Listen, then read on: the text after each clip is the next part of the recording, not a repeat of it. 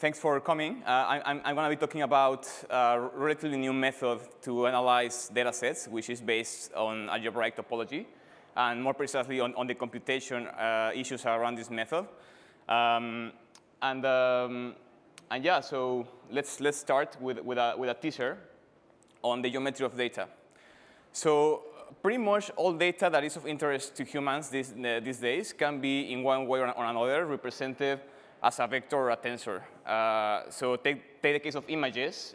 Like each image is essentially a grid of pixels which have a numeric representation. And basically, by taking an image and stacking columns of pixels on top of each other, you can essentially get like a high-dimensional vector and embed it in some Euclidean space. And that's really the main sort of interface that we have nowadays between data and geometry and finally mathematics, which are the tools with which we end up analyzing the data. So simple example, take these 4 images. There's this hypothesis called the Manifold Hypothesis, which essentially says that the information in high-dimensional images concentrates in a low-dimensional vicinity of a low-dimensional manifold. So take the example of, right now, like the most popular machine learning tool is deep learning. What deep learning is doing essentially is finding a representation of an input data point and finding a vector such that the vector's geometry reflects the information in the data in a very geometric way. So in this case, for example, if we were to train a neural network to essentially classify images, each image is essentially a vector, and if the training was successful, what we would end up having is this sort of like cluster of points in some high-dimensional space that we're assuming come from this mathematical object called a manifold. So now I want to talk to you about algebraic topology because this is essentially what this talk is going to be about. So in algebraic topology, this is a mathematical theory that essentially studies the classification of shapes. So in algebraic topology, shapes are equivalent as long as they both have the same number of high-dimensional holes or high-dimensional voids. So in this case, we have, in this example, we have a teacup, which has essentially like a loop in the handle and essentially potentially like some void inside the surface. As long as this shape can be continuously deformed to a torus, then for algebraic topologies, this teacup is essentially a torus. And we can do the same for a variety of different shapes. So say like spheres can be deformed to this weird shape like in the bottom image, or like double toruses can be deformed to some sort of like a ball with 2 handles. And for algebraic topology, it's it mainly concerns the study of how these high-dimensional shapes deform to something that we can classify. So let's go back to our data example, right? So as I said before, machine learning these days they essentially tries to find representations of data that encode information in the data set in some sort of a geometric sort of notion. So in this case, we would like cats to be close to each other relative to other points, and probably cars and horses to be far away from cats relative to the rest of the data set. However, one thing machine learning approaches are missing these days is studying the underlying geometry of the data where the data set was sampled from. So what if I told you that these 4 images were sampled from some sort of manifold that has the shape of a torus, right? That would be, first of all, interesting. Apparently might not have any application, but but I mean, for mathematicians, like 6 years ago, they basically realized that current geometric frameworks to analyze data sets are completely missing this point. So who cares? OK, so at the moment, there's several efforts around the globe which are exploring these techniques. And they basically come across results that are impressive in many ways. Essentially, by trying to infer the underlying topology of data sets, they have come up with much better methods for classification for, say, like cancer cells. They have also been able to identify patterns in the brain that have been unidentified before. And more recently, they have been able to reconstruct basically maps of the brain connectome. And this is because this data, even though it's represented as sort of like vectors or tensors, there's some underlying interactions that machine learning can still not catch. So that's basically like why it's important, the promise to better classification techniques and better data analysis techniques. So I'm going to guide you quickly through the process of like how we get from a data set to essentially its underlying topology. And we start with the basic building blocks. So in this case, the framework which we're going to be using is called simplicial homology, which reduces the differentiability of a surface to essentially a set of high-dimensional triangles, which are called simplices.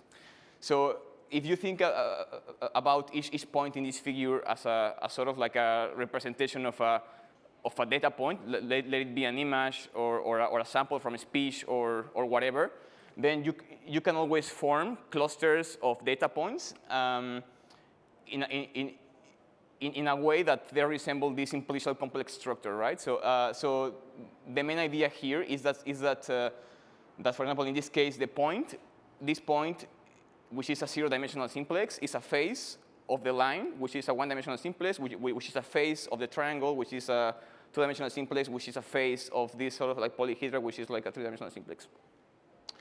So these are the building blocks of the constructions. And how are we going to use them to analyze a data set? So imagine this is a data set, I mean, in some high-dimensional space. What we're going to do is we're going to consider each data point as the center of a high-dimensional ball. And we're going to assume that at time 0, this high-dimensional ball has radius of 0. And then we're going to keep increasing time. And we're going to grow the radius of the balls, right? And each time 2 balls intersect, we're going to draw, well, each time n balls intersect, we're going to draw an n-dimensional simplex in that portion of the plane. And we're going to record the times at which each simplex appears and disappears, right? So time 1, we can already see, so you know, I mean, this data set is essentially like a double torus. So we can already see like here shown some structure. Time 2, we keep growing the radius. Time 3, time 4, and we can keep going on until we have like a complete graph on the number of points. And this technique is essentially called persistent homology, and it's based on simplicial complexes. So at time 4, in this case, we're going to be recording. We're going to be kind of like collecting all the high-dimensional triangles that appear in the process, together with the times in which they appeared. And here I'm just going to guide you. I'm going to guide you through the high-level pipeline, right? So the first step is, of course, like getting the data set, which we got, like, say, at time 0.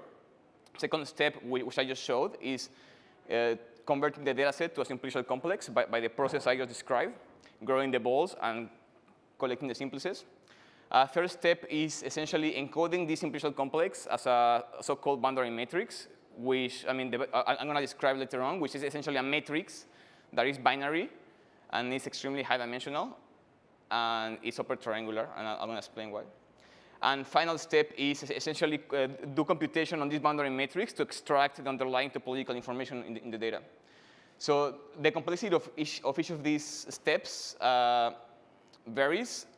However, like step 4 takes cubic time in the number of simplices, which is a bottleneck for this technique, and this is essentially why we haven't really seen this in more scenarios than really niche data research. So this presentation is about a new algorithm that extracts structure from this simplicial complex and speeds up this process of extracting information from the boundary matrix.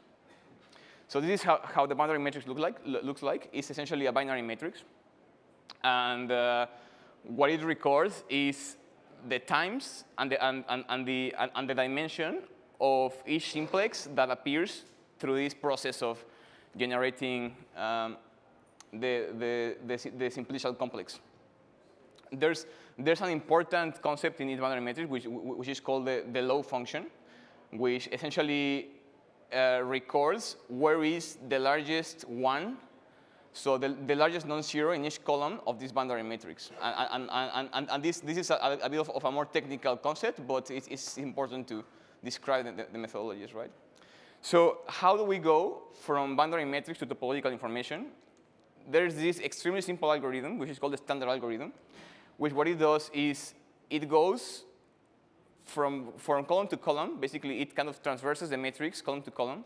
And each time, it finds that basically a column has a largest non-zero that is the same as the largest non-zero in a subsequent column, then it will add it up. And this algorithm is very simple, but the simplicity comes at a cost, which is essentially cubic complexity. So there's some other variants that I mean, there's basically like 10 years of research trying to improve upon this algorithm, and they all essentially exploit structure in simplicial complexes and in boundary matrices to speed it up. So at the moment, there's three main algorithms, which is the standard algorithm, the twist algorithm, which is a derivation of the standard, plus some tricks. And there's the cohomology algorithm, which works with the transpose of the matrix rather than the matrix itself. So our algorithm is called PMS. And essentially, it's based on the techniques by the standard and twist. And it kind of also like has inspiration from the cohomology algorithm, but it exploits the data in a different way so that we can pack it up differently and we can perform more computation in less time. So this is essentially like a mapping of the current implementations to compute this persistent homology. So there's several algorithms out there. Most of them are serial. And one of them is based in Java, like some other in C, C++. And the serial ones are essentially fit for CPUs. However, really the simplicial complexes are so large that having them on CPUs is just unfeasible. So to kind of address this problem, there's these two other algorithms, the FAT and DIFA, which use distributed computing frameworks and architectures. In particular, FAT uses OpenMP, DIFA uses MPI. There's also a quantum algorithm by Seth Lloyd, which uses quantum computers that are not here yet. And our algorithms essentially is specifically designed to work on GPUs. So we hope that by kind of providing an algorithm in GPUs, we can essentially start making this area like more and more mainstream and allowing people to experiment with these sort of libraries. So I'm not going to describe the algorithm. I think it's out of the scope of this talk, but I'm going to show you some results on how it's. I mean, it's not that it's better in general, but it's like in GPUs, it's just much better because it can pack more computation in less iterations. So these are essentially some tests, which is how, I mean, this is recording the number of iterations it takes to estimate all the relevant high-dimensional holes in a data set with a given precision, 10% precision, 50%, 90%, 95%, and 100%. For three different data sets, one generated from Gaussian noise, one from like a double torus, and one from a trefoil knot. And for three different algorithms, ours, the standard, and the twist. And here we can see how the standard and twist need essentially 1,000. I mean, they need essentially like close to 8,600 iterations to reach precision of 95%, whereas our algorithm just needs 2 iterations. So what this means is that with a large enough GPU, then we can essentially do like much more work with less time. So I mean, so this essentially is sort of like exploiting the parallelization of GPUs. This didn't render very well, but so these are essentially some graphs that show how fast each algorithm is approaching the true solution. It's a log-log plot, so essentially the x-axis and the y-axis are in a logarithmic scale. In particular, here we can see like the clusters of iterations for other algorithms are essentially given by the red and blue curves. They take 10 to the 4 iterations compared to 10 to the 1 iterations for our algorithm. That's it. You might have some questions. Happy to answer them if there's time. Otherwise, thank you.